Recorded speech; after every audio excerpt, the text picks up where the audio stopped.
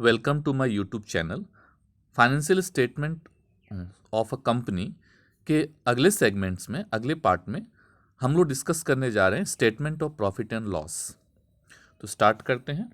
Statement of profit and loss क्या होता है? पिछले टॉपिक में हम लोगों ने कंपनी बैलेंस शीट्स डिस्कस किया था। Company balance sheets as per the company act 2013 part 1 में बनता है और statement of profit and loss part 2 में बनता है। Statement of profit and loss nothing but trading and PL account. ये ट्रेडिंग एंड पीएल अकाउंट ही है, लेकिन ये अकाउंट फॉर्म में नहीं बन के स्टेटमेंट फॉर्म में बनता है। इसका अलग फॉर्मेट है। जो हम लोग ट्रेडिंग एंड पीएल अकाउंट बनाते हैं वैसा ये नहीं बनता है, लेकिन जो भी आइटम्स इसके अंदर जो भी लिखे जाते हैं वो ट्रेडिंग एंड पीएल अकाउंट से रिलेटेड आइटम ही लिखे जाते हैं। It is the statement prepare to show the result of business. Business का रिजल्ट शो करने के लिए स्टेटमेंट बनाया जाता है। Business operation during an accounting period. एक अकाउंटिंग पीरियड में बिजनेस ऑपरेशन जो भी हुआ है उसके रिजल्ट को दिखाने के लिए स्टेटमेंट ऑफ पीएल बनाते हैं। It shows the operating performance. या ऑपरेटिंग परफॉर्मेंस दिखाता है of a company during an accounting period. एक अकाउंटिंग पीरियड में कंपनी का परफॉर्मेंस कैसा रहा है वह बताता है। स्टेटमेंट ऑफ पीएल जो है कंपनी का जो बनता है वह एक फॉर्मेट में बनता है जो प्रेस्क्राइब्ड है in part 2 of schedule 3 of company act 2013। Company act 2013 के शेड्यूल 3 के पार्ट 2 में स्टेटमेंट ऑफ पीएल बनता है और पार्ट 1 में कंपनी बैलेंस शीट बनता है। तो स्टार्ट करते हैं। इसका फॉर्मेट ऐसा दिखता है, या इसका फॉर्मेट है as per schedule 3। Revenue from operation, जो हम लोग जब ट्रेडिंग अकाउंट बनाते हैं जो सेल लिखते हैं यह वही है। रिवेन्यू फ्रॉम ऑपरेशन मतलब नेट सेल। अदर इनकम, और जो भी इनकम ट्रेडिंग और पीएल दोनों में मिला के जो भी इनकम होता है वो सारे अदर इनकम में आते हैं। फिर इन दोनों को हम प्लस कर देते हैं तो हमारा निकल जाता है टोटल इनकम। इसके बाद इसमें से हम एक्सपेंसेस माइनस करते हैं, एक्सपेंसेस दिखाते हैं। फिर जब एक्सपेंसेस को टोटल इनकम से माइनस करते हैं तो प्रॉफिट बिफोर टैक्स निकल जाता है। फिर प्रॉफिट बिफोर टैक्स के बाद हम लिखते हैं टैक्स, कितना टैक्स हुआ उस टैक्स को माइनस करते हैं तो प्रॉफिट आफ्टर टैक्स निकल जाता है। यह इसका फॉर्मेट है। Serial number, particular, note number, current year, previous year. यह उसी तरह है जिस तरह कंपनी बैलेंस शीट का था। तो रिवेन्यू क्या क्या इसमें टोटल आइटम्स हैं 7। रिवेन्यू फ्रॉम ऑपरेशन फर्स्ट, दूसरा अदर इनकम, थर्ड जो आइटम है total income, that is total of revenue from operation plus other income. Fourth item है एक्सपेंसेस। फिफ्थ आइटम है प्रॉफिट बिफोर टैक्स, जो टोटल इनकम में से expenses minus करने से आएगा। उसके बाद है टैक्स, टैक्स है, टैक्स माइनस करने के बाद सेवेंथ आइटम निकलेगा प्रॉफिट आफ्टर टैक्स। ये किस तरह ट्रेडिंग पीएल से रिलेटेड है एक बार हम लोग देख लेते हैं। हम लोग ट्रेडिंग अकाउंट में सेल्स लिखते थे, तो यह वही सेल्स है जो यहाँ पे रिवेन्यू फ्रॉम ऑपरेशन है। यहाँ जो हम रिवेन्यू फ्रॉम ऑपरेशन लिखते हैं वह ट्रेडिंग अकाउंट में लिखे गए सेल्स ही है। उसके बाद यहाँ जो अदर इनकम लिखते हैं वह पीएल अकाउंट के क्रेडिट साइड में जितने इनकम आते हैं वो सारे अदर इनकम के कैटेगरी में आ जाते हैं। उसके बाद एक्सपेंसेस की बारी आती है। तो एक्सपेंसेस में ट्रेडिंग में जितने एक्सपेंसेस हम लिखते हैं, opening stock, purchase, wages, carriage inward, freight inward, cartage etcetera, वो सारे इस एक्सपेंसेस में आते हैं। और पीएल अकाउंट में भी बहुत सारे एक्सपेंसेस है, वो सारे एक्सपेंसेस भी इस एक्सपेंसेस की कैटेगरी में आ जाते हैं। मतलब सारे यहाँ पे एक्सपेंसेस में डायरेक्ट और इनडायरेक्ट को अलग अलग नहीं किया गया, उनको एक साथ मिला के लिखा जाता है। इसके बाद एक्सपेंसेस जब माइनस करते हैं टोटल इनकम से तो प्रॉफिट बिफोर टैक्स निकलता है। यह प्रॉफिट बिफोर टैक्स जो है it is nothing but net profit. यह नेट प्रॉफिट ही है। जो हम लोग नेट प्रॉफिट निकालते हैं वही यहाँ पे हमारा प्रॉफिट बिफोर टैक्स है। इसमें से इनकम टैक्स माइनस करने के बाद हमारा आता है प्रॉफिट आफ्टर टैक्स।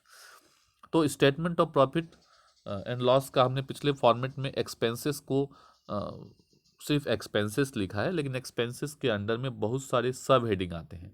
तो नेक्स्ट फॉर्मेट में हमने सब हेडिंग के साथ एक्सपेंसेस दिखाया है। एक्सपेंसेस में बहुत सारे सब हेडिंग आते हैं और किसी में सब हेडिंग नहीं आते हैं। Revenue from operation, other income, इन सब चीज़ों में सब हेडिंग नहीं है, लेकिन एक्सपेंसेस में सब हेडिंग है। तो सारे सब हेडिंग हमें यहाँ पे डिस्कस करने हैं। Cost of material consume, purchase of stock in trade, change in inventory of finish goods, work in progress in stock change in change in inventory and finish goods, work in progress and stock in trade, एक साथ है। Employ benefit expenses, finance cost, depreciation and amortisation expense and other expenses, यह सारे जो है expenses के सब heading है। आगे हम लोग डिस्कस करेंगे एक एक करके सारे आइटम्स के बारे में। सबसे पहले हम लोग डिस्कस करने जा रहे हैं revenue from operation. Revenue from operation में क्या आता है? रिवेन्यू फ्रॉम ऑपरेशन में सिंपल है, नेट सेल आता है। नेट सेल के अलावा एक और आइटम आता है इसमें, revenue from sale of product and services. और दूसरा आता है revenue from sales of scrap. Scrap जो होता है फैक्ट्री के अंदर, जो स्क्रैप होता है, सामान बनाते समय बहुत सारे स्क्रैप निकलते हैं, वो स्क्रैप भी बेचे जाते हैं, तो वो आता है रिवेन्यू फ्रॉम ऑपरेशन में। तो रिवेन्यू फ्रॉम ऑपरेशन में दो आइटम आता है, sales of product and services and revenue from sales of scrap. Second item हमारा है अदर इनकम। तो अदर इनकम में क्या क्या आता है? तो अदर इनकम में जितने भी इनकम पीएल अकाउंट के क्रेडिट साइड में आते हैं वो सब आ जाते हैं। It refers to the revenue earn by a company from activity other than its business operation. Business operation जो है, बिजनेस का मेन ऑपरेशन तो सेल है, लेकिन सेल के अलावा और जो भी एक्टिविटी करके अर्निंग कर रहे हैं, वो सारे इसके अंदर आ जाता है। जैसे interest income, dividend income, profit from sales of investment और फिक्स्ड एसेट्स, बैड डेब्ट recovery, excess provision return back. तो ये सारे जो भी इनकम है जो हमारे रेगुलर एक्टिविटी से रिलेटेड नहीं है, रेगुलर एक्टिविटी का इनकम एक ही होता है सेल, उसके अलावा जो भी इनकम होता है वो सारा अदर इनकम में आ जाता है। नेक्स्ट है हमारा तो इन दोनों को प्लस करते हैं तो टोटल रिवेन्यू आ जाता है, तो टोटल रिवेन्यू निकल जाएगा। उसके बाद एक्सपेंसेस है। एक्सपेंसेस में पहला जो हमारा सब हेडिंग है cost of material consume. Cost of material consume क्या होता है? क्लास 11 में आप लोग पढ़े होंगे कॉस्ट ऑफ गुड सोल्ड, वही यहाँ पे cost of material consume, sorry cost of material consume मतलब कॉस्ट ऑफ गुड सोल्ड नहीं, कॉस्ट ऑफ मटेरियल कंज्यूम मतलब प्रोडक्शन में हमने कितना मटेरियल यूज किया है। कैसे निकालेंगे इसको? कॉस्ट ऑफ मटेरियल कंज्यूम में क्या क्या आएगा? इसमें opening inventory of raw material का ओपनिंग इन्वेंट्री आएगा, plus net purchase of raw material हमने कितना परचेज किया है, minus closing inventory of raw material. तो ये यहाँ ध्यान देना है, यहाँ opening inventory of raw material, यहाँ पे सिर्फ रॉ मटेरियल से हमें मतलब है, हमने रॉ मटेरियल कितना ओपनिंग है, कितना रॉ मटेरियल हमने परचेज किया और कितना उसका क्लोजिंग इन्वेंट्री बचा हुआ है, उसका माइनस करके जो आएगा वही हमारा कॉस्ट ऑफ मटेरियल कंज्यूम होगा। Inventory of work in progress, finish goods and stock in trade are no considered for calculating cost of material consume. ये ध्यान रखना है कि जब हम कॉस्ट ऑफ मटेरियल कंज्यूम निकालते हैं तो उस समय हमें फिनिश गुड्स का, वर्क इन प्रोग्रेस का और स्टॉक इन ट्रेड के मटेरियल आइटम से हमें कोई मतलब नहीं है, क्योंकि उसका अलग से हम क्लासिफाई किया गया है यहाँ पे। नेक्स्ट हमारा है purchase of stock in trade. Purchase of stock in trade, इसमें it includes goods purchase for resale. जो भी रीसेल करने के लिए हमने गुड्स परचेज किया वो सारा इसके अंदर इंक्लूड हो जाता है। In in same form that is without any further processing. अगर हम कोई गुड्स खरीदते हैं और उसको बिना प्रोसेसिंग किए मार्केट में बेच देते हैं तो इसी के अंदर आता है वो purchase of stock in trade. Next है change in inventory of finish goods, work in progress, change in inventory of finish goods, work in progress and stock in trade. ये कैसे निकलेगा? चेंज इन इन्वेंट्री, तो मान लेते हैं opening inventory हमारा 10 लाख का है, क्लोजिंग इन्वेंट्री हमारा 15 लाख का है, तो चेंज कितना हुआ? 5 लाख हुआ। तो ये चेंज इन इन्वेंट्री में क्लोजिंग माइनस ओपनिंग करके जो चेंज आता है उसको लिखते हैं, अगर नेगेटिव आएगा तो नेगेटिव में लिखा जाता है। Change in inventory of work in progress, finish goods and stock in trade इसके अंदर आता है। Opening inventories minus closing inventories, जो डिफरेंस आता है यहाँ पे लिखते हैं।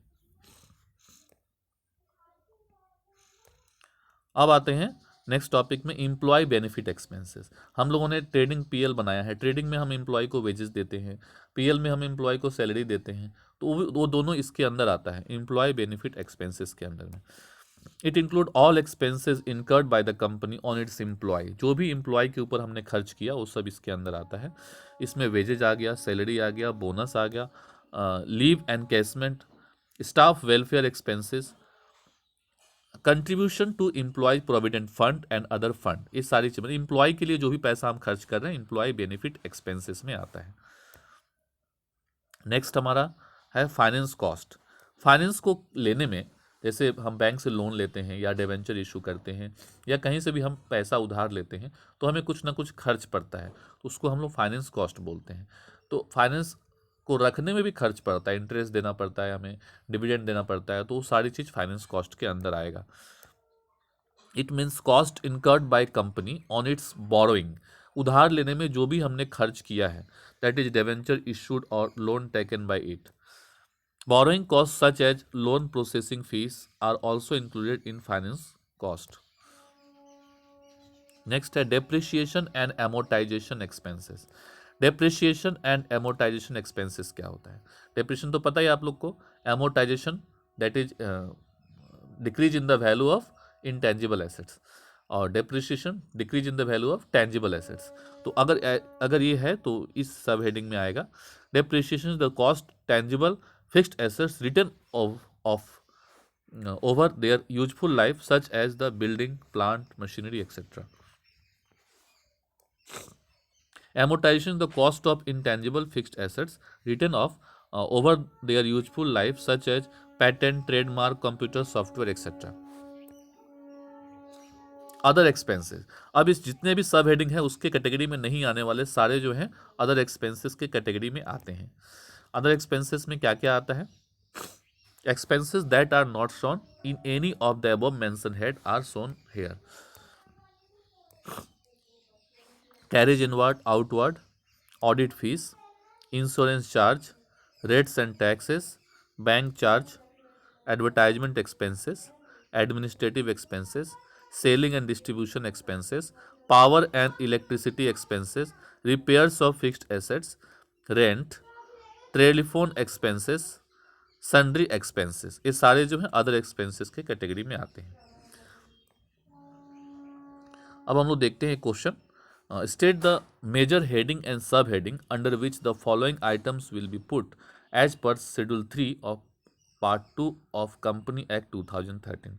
सबसे पहले आ गया कैरेज इनवर्ड या आउटवर्ड, तो इसका हेडिंग होगा एक्सपेंसेस, अभी हमने डिस्कस किया है, इसका हेडिंग होगा एक्सपेंसेस और इसका सब हेडिंग होगा अदर एक्सपेंसेस। उसके बाद है ऑडिट फीस, ऑडिट फीस का भी हेडिंग होगा एक्सपेंसेस और सब हेडिंग होगा अदर एक्सपेंसेस।